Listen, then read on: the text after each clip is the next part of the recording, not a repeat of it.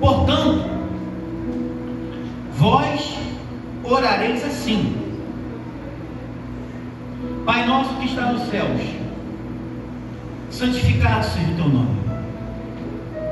Venha o teu reino, seja feita a tua vontade, assim na terra como no céu. O pão nosso de cada dia nos dá hoje. Perdoa as nossas dívidas, assim como nós perdoamos aqueles que nos devem. E não nos deixe cair em tentação, mas livra-nos do mal. Porque teu é o reino, e o poder, e a glória, para sempre. Teu é o reino, é o poder, e a glória, para sempre. Queridos, quando nós começamos a ler esse texto, e você lê os 4 versículos anteriores ao versículo 9, o que vai se apresentar para nós, o que tudo indica, é que Jesus Cristo está fazendo uma crítica. O que tudo indica é que Jesus Cristo está falando para os seus discípulos, para aqueles que o acompanham, que eles deveriam ser diferentes de algumas pessoas. E o problema é que Jesus Cristo, quando está se referindo a essas pessoas, ele as chama de hipócritas. Quando você lê os 4 versículos anteriores ao capítulo 9, Jesus Cristo está repreendendo algumas pessoas, e ele diz assim: quando vocês oram, não sejam como eles, que gostam de fazer orações longas, orações com belas palavras. Eles gostam de se colocar em cima de um púlpito e gostam de fazer orações longas, compridas, difíceis de serem entendidas, porque quando essas orações acabam, eles são aplaudidos, eles são ovacionados. Jesus Cristo diz para os seus discípulos: não sejam como eles, não façam como eles, mas quando vocês orarem, vocês orarão assim: Pai nosso que está no céu, santificado seja o teu nome. Se eu leio rapidamente, eu vou pensar que o objetivo de Jesus Cristo é me ensinar, e é te ensinar, era ensinar os seus discípulos como se deve orar. Mas não é somente isso, é isso, mas é muito mais do que isso. Quando você vai estudar a construção desses 4 versículos, tem muita informação inserida nele. A primeira informação que Cristo nos dá é aquilo que o apóstolo João escreve, quando ele diz: ele veio para os que eram seus, mas os seus não o receberam. Porém, a todos quantos o receberam, deu-nos o poder de se tornarem filhos de Deus. É por isso que Jesus Cristo diz: quando vocês orarem, orem assim: Pai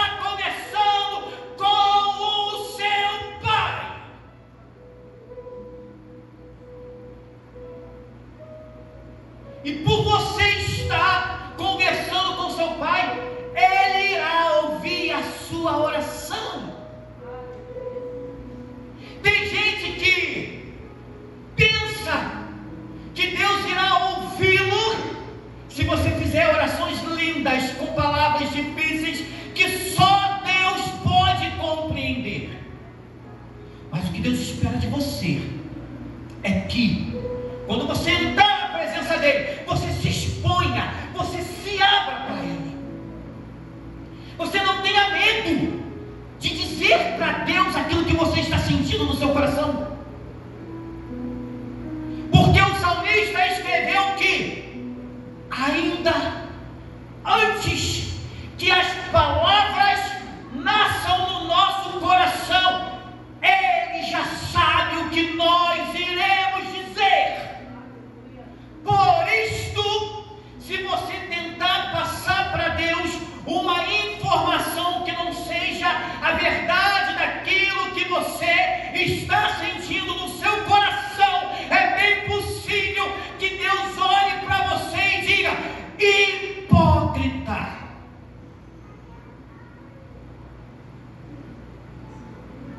Porque é um personagem, é alguém que não está se expondo verdadeiramente para Deus. E tudo que Deus quer é que você entenda que você tem liberdade para entrar na presença dEle. Você tem liberdade para falar com Ele. É por isso que Jesus diz: quando orarem, orem assim: Pai nosso que está no céu, santificado seja o teu nome. Em primeiro lugar, você vai reconhecer que Ele é o seu Pai, mas você também irá reconhecer que Ele é o seu Senhor, o seu dono, o Deus Criador de todas as coisas, e por Ele ser quem Ele é, Ele merece ser adorado por você. Além de você entrar na presença dEle com intimidade, você deve entrar com devoção, sabendo que você está falando com o seu Pai, mas ao mesmo tempo você está falando com aquele que é o Criador de todas as coisas, com o único Deus que existe em todo o universo. E por Ele ser quem Ele é, Ele merece ser amado por você, Ele merece ser honrado por você, Ele merece, acima de todas as coisas, pelo que Ele fez por você, Ele merece ser adorado por você. É por isso que Jesus diz: Pai nosso que estás nos céus, santificado seja o teu nome. Jesus está nos dizendo, está nos ensinando que quando nós nos apresentamos diante dEle, você está se apresentando diante de alguém que é santo, diante de alguém que é eterno, diante de alguém que é único, diante de alguém que não existe ninguém igual a Ele em nenhuma outra parte do universo.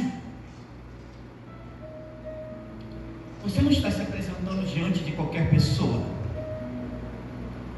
você está se apresentando diante de Deus.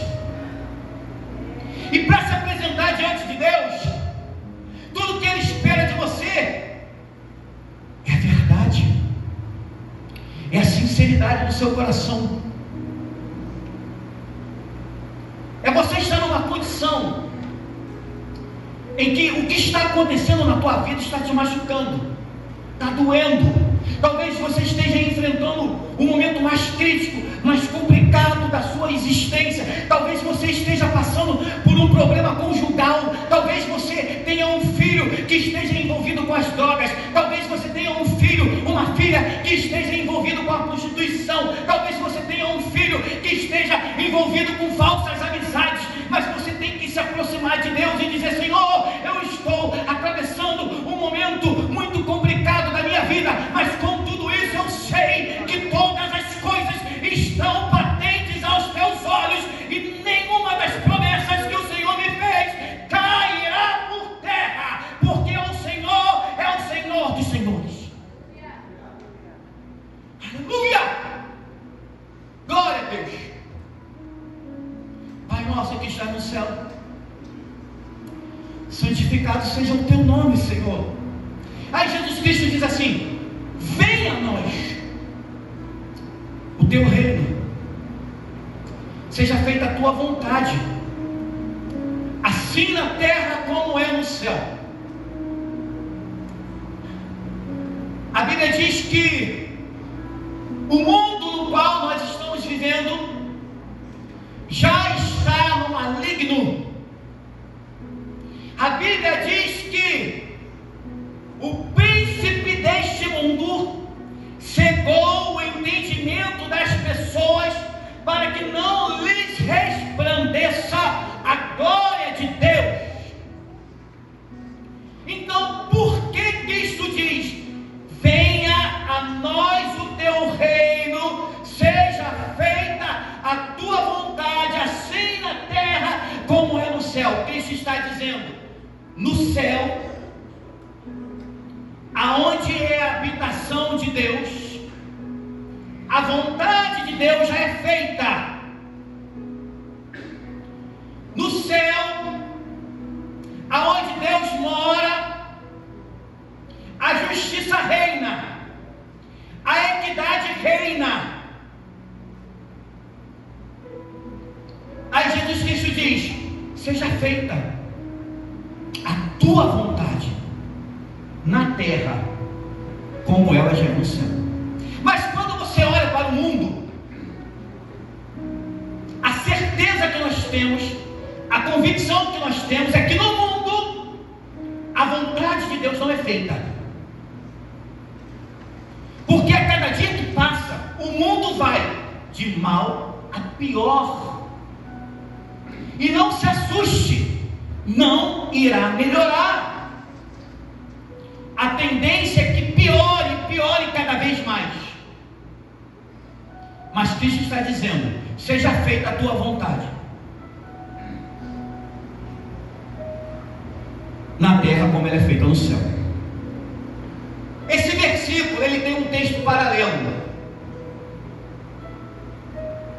O texto paralelo para o versículo 10 é o capítulo 14 do profeta Zacarias. Abra comigo, por favor, a sua Bíblia em Zacarias capítulo 14. Nós precisamos ler para termos uma compreensão exata. Oh Deus, aleluia.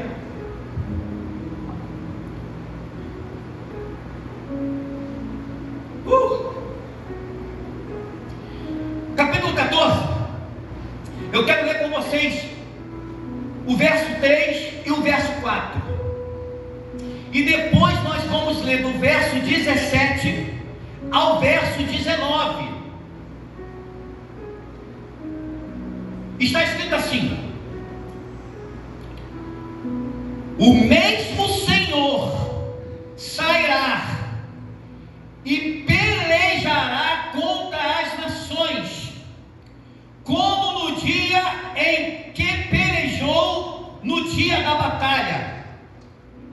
E naquele dia estarão os seus pés sobre o monte das oliveiras, que está diante de fronte de Jerusalém, para o oriente, e o monte das oliveiras será fendido pelo meio, para o oriente e para o ocidente, e haverá um vale muito grande, e metade do monte se apartará para o norte, e a outra metade dele para o sul.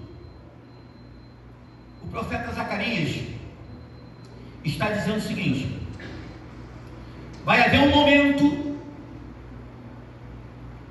em que o mundo estará num estado de pecado tão intenso, tão contaminado, onde os princípios serão invertidos, aonde aquilo que era certo agora é errado, e aquilo que era errado agora é certo.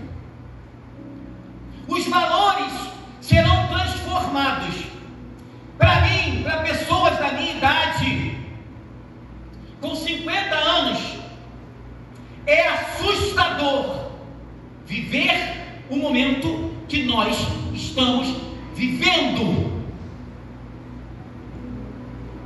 Porque quando eu tinha, por exemplo, 17 anos, 19 anos, era outro mundo.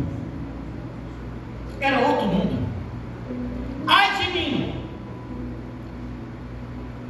se quando eu fosse dormir, eu não pedisse bênção à minha mãe.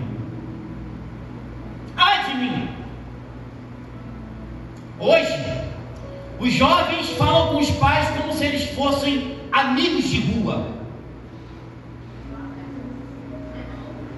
Fala, mané. Hoje, quando nós descemos do monte, eu vinha dirigindo o carro do Jorge. Aí de repente o meu telefone tocou, era minha mãe. Eu tenho uma mania de atender o telefone no viva voz. Quando a minha mãe começou, eu falei: mãe, pelo amor de Deus, se a senhora for me brigar comigo, não briga agora não, porque está todo mundo a ouvir e as pessoas não podem ouvir que a senhora está brigando com o pastor. Briga depois. Aí minha mãe falou num tom de autoridade: depois eu falo com você então. Dona Avelina, o nosso mundo mudou. O nosso mundo mudou. Está de ponta cabeça. Não vai melhorar não, vai piorar. A grande questão é que o mundo ele vai chegar num estado tão deplorável, tão afastado de Deus, que vai haver um momento em que o diabo ele vai dominar tudo. Ele vai ter domínio total sobre todos os países, sobre todos os hemisférios. E nesse exato momento, quando isso acontecer lá em Israel, as nações estarão em volta da nação de Israel na intenção de destruir Israel. Quando isso acontecer e o diabo achar que ele irá prevalecer, irá se cumprir o que o profeta Zacarias escreveu, então o mesmo Senhor descerá dos céus e pisará os seus pés no Monte das Oliveiras. E quando isso acontecer, irá se fazer um vale, o monte irá se dividir. Oh Pai, para quê? Com qual objetivo? Cristo virá. A resposta está no verso 17 ao 19, que está escrito assim. Acompanhe comigo com sua Bíblia. Oh Pai. E acontecerá que, se alguma família da terra não subir a Jerusalém para adorar o Rei, o Senhor dos Exércitos não virá chuva sobre eles. E se a família dos egípcios não subir, nem vier, virá sobre eles a praga com que o Senhor ferirá as nações que não subirem a celebrar a festa dos tabernáculos. Este será o castigo dos egípcios e o castigo de todas as nações que não subirem a celebrar a festa das cabanas. O versículo 10 do capítulo 6 de Mateus está falando do retorno do nosso Senhor a este mundo.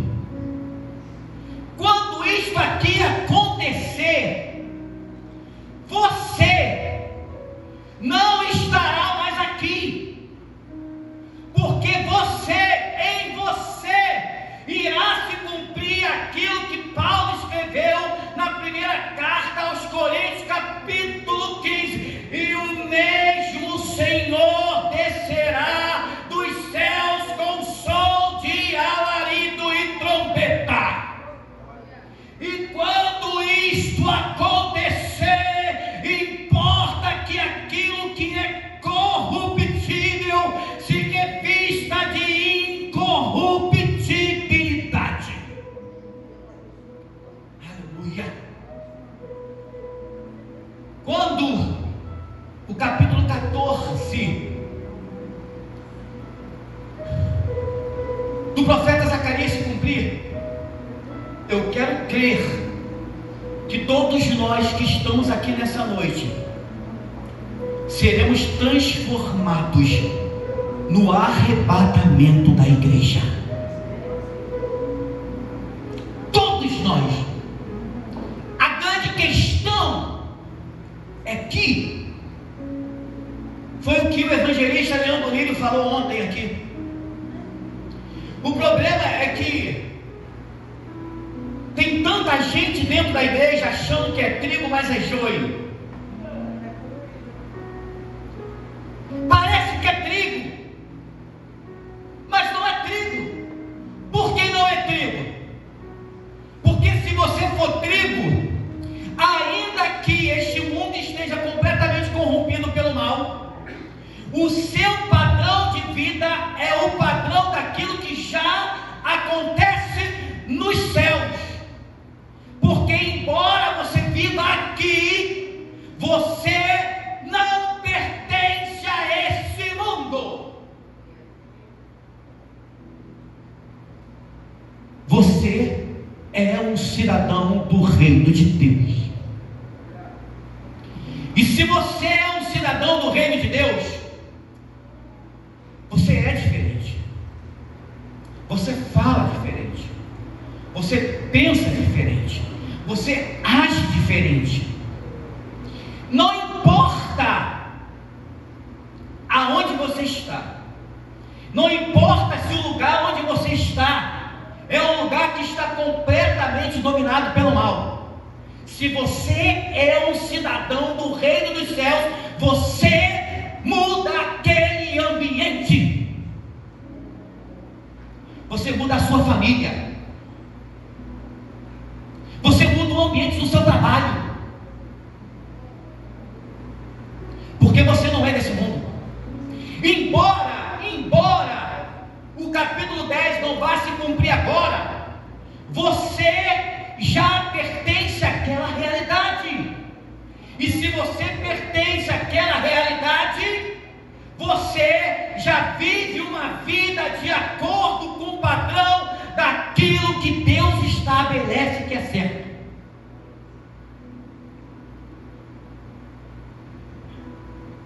Você é o melhor funcionário da sua empresa, porque é isso que a Bíblia diz que nós temos que ser. Mas se você é um funcionário que não está doente e bota atestado, tem algum problema de inversão de valores. Deus está falando, Fernandinho? Jesus. É por isso que eu gosto de pregar daqui de cima, porque eu vejo tudo. Na escola, não importa se é a menina mais bonita que está te dando mole. Não importa se é o garoto mais bonito que está te dando mole.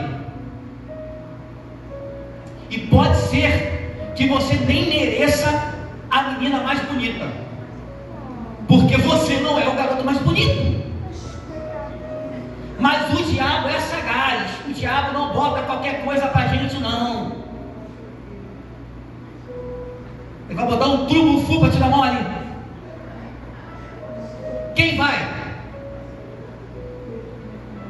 Está amarrado. Mas você é diferente. Você é diferente. Não, essa boquinha aqui é santa, querido. Não é qualquer um que beija, não. Para pegar no meu cabelo, duvido, hein? Para pegar na minha mão, essa mão linda, maravilhosa. Não é qualquer um, não. Você é diferente, sabe por quê? Porque você não pertence a esse mundo. Você é um cidadão do reino de Deus, vivendo temporariamente nesse mundo. Agora, o que me deixa feliz é a promessa. É o que está escrito em Apocalipse capítulo 1, verso 6. Quem seremos nós? Nesse mundo que Jesus Cristo diz: venha a nós o teu reino, seja feita a tua vontade, assim na terra como é no céu. João responde. João diz que nesse novo mundo que irá se estabelecer aqui nesse mundo, aonde quando alguma família da terra não vier prestar a Cristo a devida reverência que Ele merece, não virá chuva sobre ele.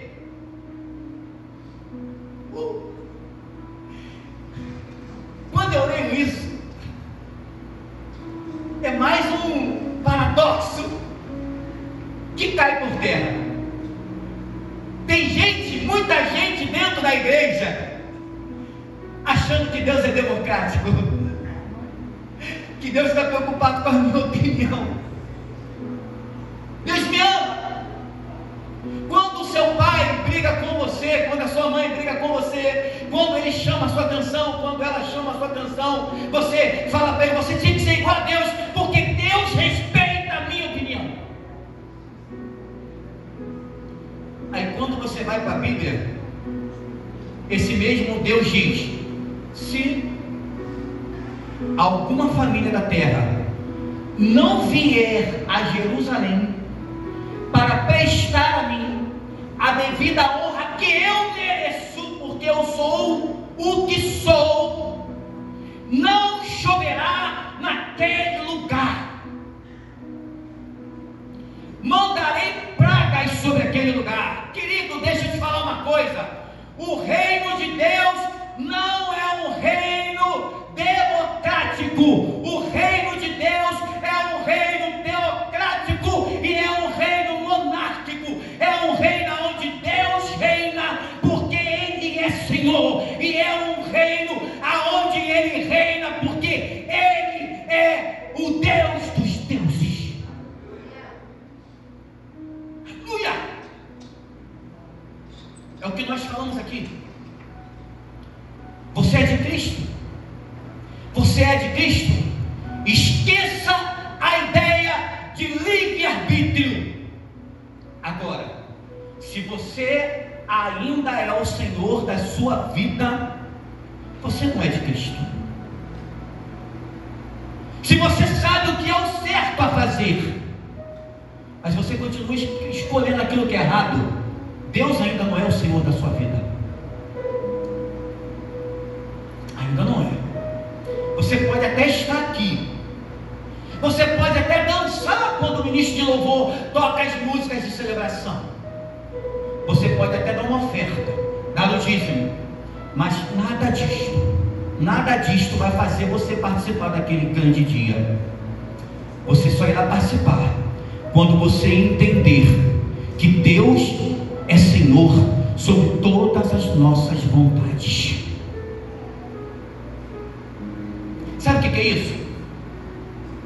É quando você está certo, mas a Bíblia diz: cala-te. É quando o ofensor deveria vir a você e te pedir perdão, mas o ofensor não está nem preocupado com você, se ele te magoou, se ele te machucou, se ele criou alguma ferida em você, ele não está preocupado com isso. O que a Bíblia diz é: vá você a ele e peça, mas eu não fiz nada. Mas é o que Deus determina. Se o teu inimigo te pedir para caminhar uma milha com ele, vai com ele 2. Se ele te bater na face, oferece-lhe a outra. Sabe qual é a informação que Cristo está passando para mim e para você? Ele não está dizendo para você assim: olha, se ele te bater, manda ele bater mais. Não, não é isso não. Ele está dizendo: se ele te bater, não revide, saia do lugar. Não esquente a cabeça se aos olhos de quem está vendo você é o mané, você é o bobo, você é o trouxa. Deixa, porque a vingança pertence ao Senhor. A justiça vem de Deus, porque o reino de Deus é um reino de justiça. A grande questão é que a maioria de nós que estamos aqui nessa noite pensamos e dizemos que pertencemos a Ele, mas o nosso padrão de vida não condiz com aquilo que nós dizemos. Por quê? Enquanto eu estiver num ambiente onde, quando as pessoas começam a contar piadas indecentes, eu fico naquele lugar, as pessoas não vão me respeitar. Agora, quem é de Deus, ele vai dizer: querido, eu vou sair de perto de vocês porque eu sou cristão e eu não posso compactuar com esse tipo de piada. Você vai sair 1, 2, 3, 4. Em algum momento, quando você chegar e eles estiverem contando a piada, eles vão falar: vamos parar de contar piada porque chegou fulano, ele é servo de Deus. Mas há uma inversão de valores. Ao invés de nós santificarmos o ambiente, somos nós que estamos contaminando o ambiente. Está conseguindo entender isso?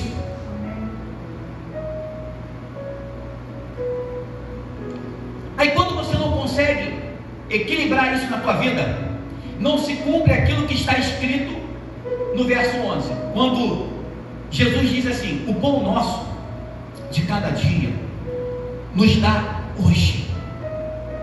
Quantas pessoas estão sofrendo, estão ficando doentes, porque estão preocupadas com o dia de amanhã?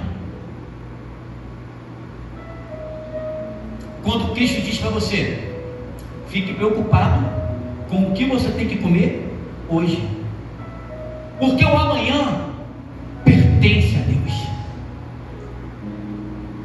Deus diz para mim e para você: em vão vigia o sentinela, se o Senhor não guardar a cidade. Você pode fazer a sua parte, você pode fazer tudo certo, mas se Deus não fizer a parte dele, em vão você irá fazer a sua parte. Tudo pode estar dizendo o contrário, não vai dar certo. Você não vai conseguir passar no concurso, você não vai conseguir um emprego, você não vai conseguir restaurar a sua casa, você não vai conseguir restaurar a sua família. Tudo pode estar dizendo o contrário. O teu filho está envolvido nas drogas, ele não vai sair disso. Deus está dizendo para você: fique preocupado com hoje, porque do amanhã eu cuido. Olha a informação de Jesus: Senhor, Pai, o pão nosso nos dá hoje. Nos dá hoje. Aprenda a entregar o seu amanhã nas mãos de Deus, a confiar em Deus, a descansar em Deus.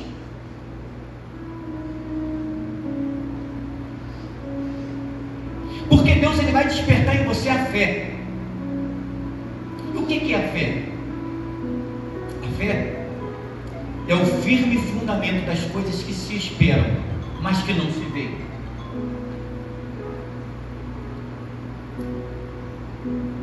Tudo diz que não vai dar certo, mas o meu Deus diz que aqueles que estão com Ele, quando passarem pelo fogo, não se queimarão. O meu Deus diz que aqueles que estão com Ele, quando injustamente forem lançados na cova dos leões, Ele fecha a boca dos leões. E segundo a palavra de Deus, fica tranquilo, querido, que a justiça de Deus ela virá. Sabe por quê? Porque através da justiça de Deus sobre a tua vida, o nome dele é engrandecido, porque você é filho e ele é pai. Aleluia!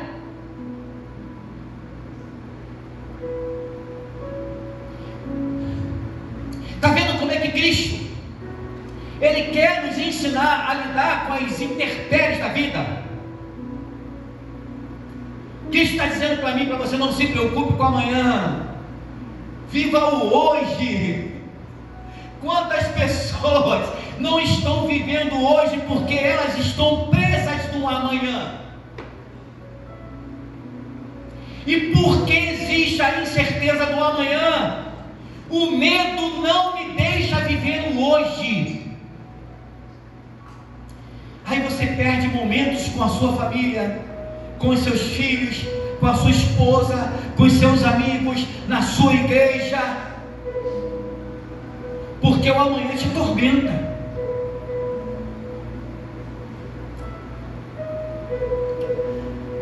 Olha como é que Cristo agrava ainda mais a situação. Ele diz: perdoa. Ele falando com Deus, nos mostrando como deve ser a nossa conduta, a nossa forma de viver. Ele diz: Pai, perdoa as nossas dívidas. Eu creio que eu não sou o único aqui nessa noite que tem dívidas que precisam ser perdoadas por Deus. Amém, irmãos? Amém. Cristo diz: Pai, perdoa as nossas dívidas. Até aqui está fácil. Você saber que você fez alguma coisa errada, que precisa ser perdoada por Deus, até aqui está fácil. O problema é daqui para frente, quando ele diz: assim como nós aqui na terra já temos perdoado aqueles que nos têm ofendido.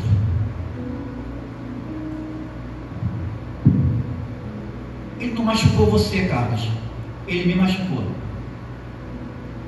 Então eu escolho não perdoar. O problema é que quem escolhe não perdoar, ele não percebe, mas ele vai morrendo lentamente. E além dele morrer lentamente, ele vai matando tudo que está à volta dele. Porque a pessoa que tem mágoa no coração, ela vira uma pessoa rancorosa. Por ela ter se machucado, ter sido machucada, ela começa a machucar quem está à volta dela também. Aí Cristo está dizendo para mim e para você: quer ter suas dívidas perdoadas por Deus? Perdoe primeiro quem te machucou. Está entendendo como que é o reino de Deus? No reino de Deus, na ótica de Deus, eu não espero quem pisou no meu pé vir a mim pedir desculpa. Eu digo para ele: está tudo bem, eu sei o que você fez. Perdoar é isso. Sabe o que é perdoar? Você sabe o que a pessoa fez. Você sabe que talvez aquela pessoa tenha feito o que fez na intenção de te machucar. Porque uma coisa é quando alguém te machuca sem querer. Dói. Agora outra coisa é quando você sabe que quem te feriu queria te machucar. Dói mais.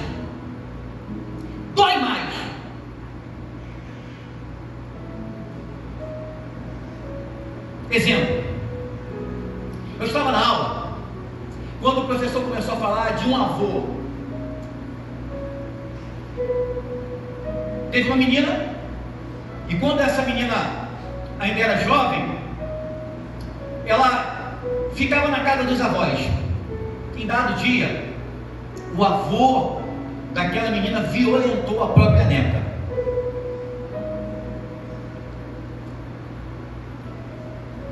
Aquilo causou uma ferida enorme naquela menina. Veio à tona, a família descobriu. Por pena, a família não denunciou ele, mas escolheu, sabe o quê?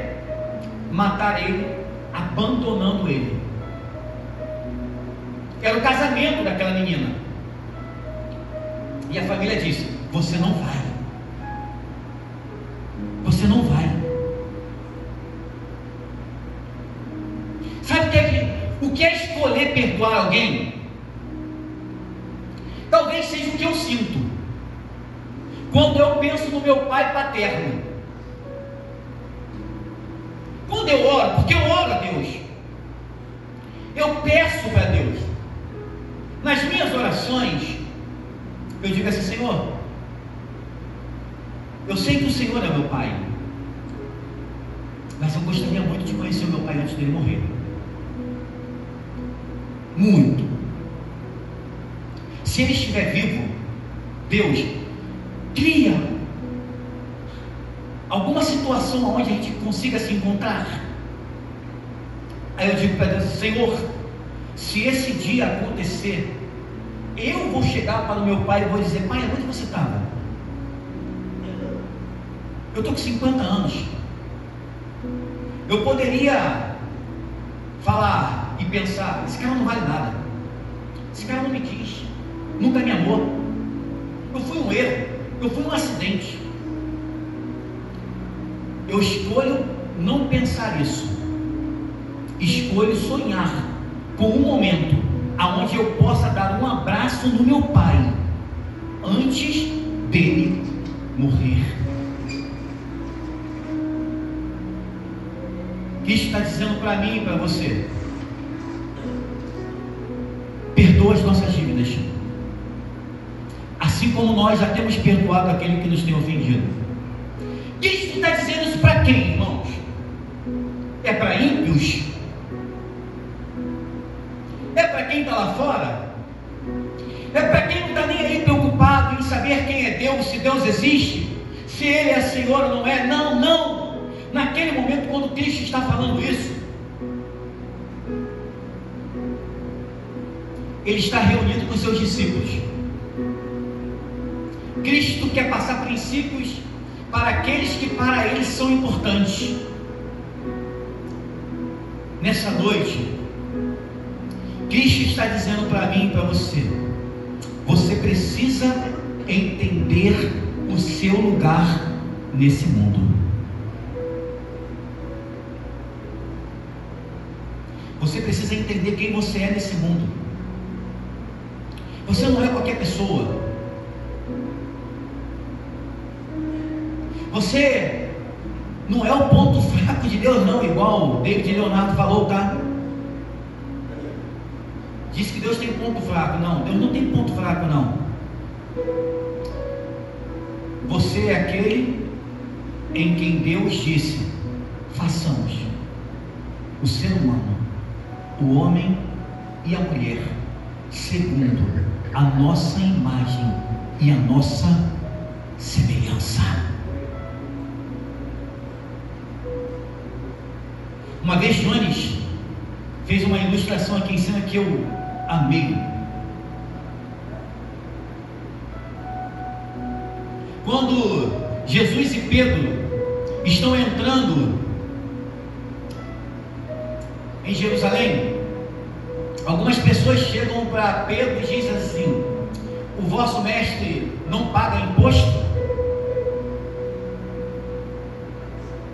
Pedro vai a Jesus e fala: Senhor, estão cobrando imposto.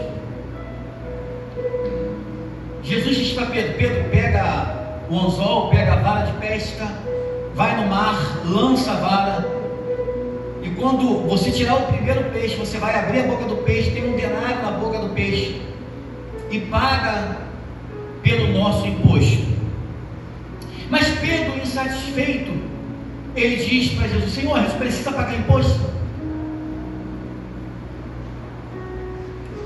Aí Jesus, muito inteligente, diz para Pedro: Pedro, pega uma moeda. Pedro pega a moeda e Jesus pergunta: o que é que está impresso na moeda? Pedro diz: a imagem de César. Aí Jesus diz: dê a César o que é de César, e a Deus o que é de Deus. Sabe o que é que Deus quer? É que você entenda que Ele tem um plano para você. Na ótica de Deus, eu imagino que Deus ele não consiga lidar com a possibilidade de te perder, porque o profeta Jeremias diz: importa que para Deus todos sejam salvos. A grande questão é que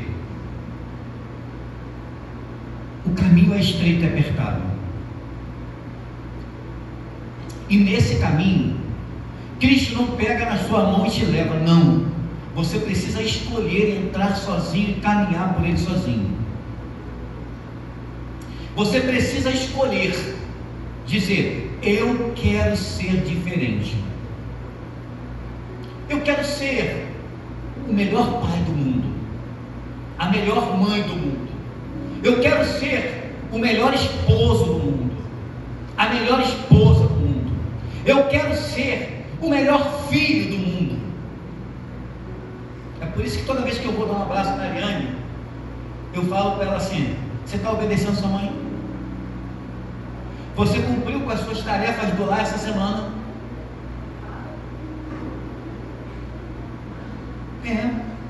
Porque o melhor filho do mundo é o filho que a mãe não precisa mandar fazer nada. O melhor filho do mundo, me perdoa, não é o filho que deixa o prato sujo em cima da pia para a mãe lavar.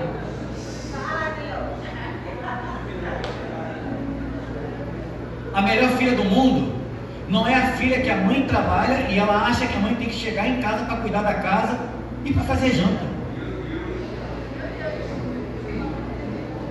O melhor esposo do mundo é o esposo que ele trabalha e ela trabalha, e ele sabe que tem que dividir as tarefas do lar com a esposa.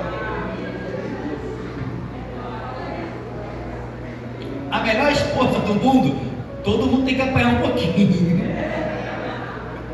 É a esposa que é do lar, porque o esposo escolhe, tem condições de deixar ela no lar, e ela fala: meu esposo está chegando, eu vou fazer a comida mais gostosa que ele gosta. A esposa mais fraca vai dizer: eu não sou submissa. Esse é o papel de quem tem Cristo na sua vida. Quem tem Cristo na sua vida entende o que está escrito na palavra de Deus: no que depender de vós, empreendei todos os esforços para viver em paz com todos. Filho, estou indo, mãe. Filho, já fiz, mãe. Filho, minha nota está boa, mãe. Filha, não estou namorando escondida, mãe. Não é por aí? Vamos falar a verdade, irmãos. Tem cabimento crente, jovem crente, namorar com 13, 14 anos?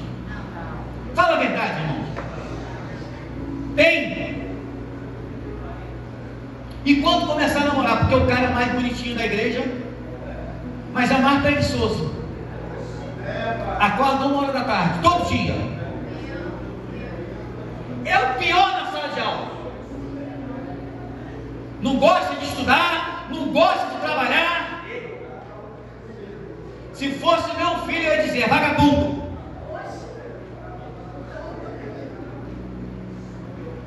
Quem vive de acordo com o padrão de Deus, ele é o melhor em tudo que ele faz. Amém ou não amém? Exemplo: fui num churrasquinho hoje. Gula também é pecado também. Cheguei lá, ambiente ímpio, poucos cristãos. Aí estou vendo um rapazinho lá, um coroa, o dono da casa preparando a churrasqueira, colocou as carnes sobre a churrasqueira. Aí daqui a pouco gritou: quem vai ficar na churrasqueira? Eu estava quietinho. Tem ninguém para churrasqueira não? Todo mundo bebendo cerveja gelada. Aí fui lá, falei: eu fico, irmão, eu fico na churrasqueira com o senhor. Eu fico. Aí ele está tomando uma gelada, né? Aí eu falei: tem uma gelada para mim não? Aí ele: a Coca-Cola gelada. Aí tem: você não bebe não? Bebo não. Aí estou lá, fazendo churrasco, aí ele volta: olha só, quando você for cortar a linguiça, eu falei: você quer que eu corte a linguiça? O Espírito de revelação me mostrou tudo. Aí eu comecei a cortar a linguiça. Você sabe cortar a linguiça, né? Falei: sim. Ó, isso aqui é o coração, você gosta ao ponto ou bem passado? Aí minha esposa estava sentada de longe, falei, aquela menina ali só gosta de comer carne queimada, para matar todas as bactérias. Aí daqui a pouco estou eu conversando com ele tomando a gelada dele, eu fazendo churrasco, ele, cara, tu é bom de churrasco, hein? Eu de bermuda, de camisa, chinelo de dedo, conversando lá e tal, ele zoando todo mundo, e daqui a pouco chega alguém perto dele, sabia que ele é pastor. O quê? Pastor? Vai estar pastor?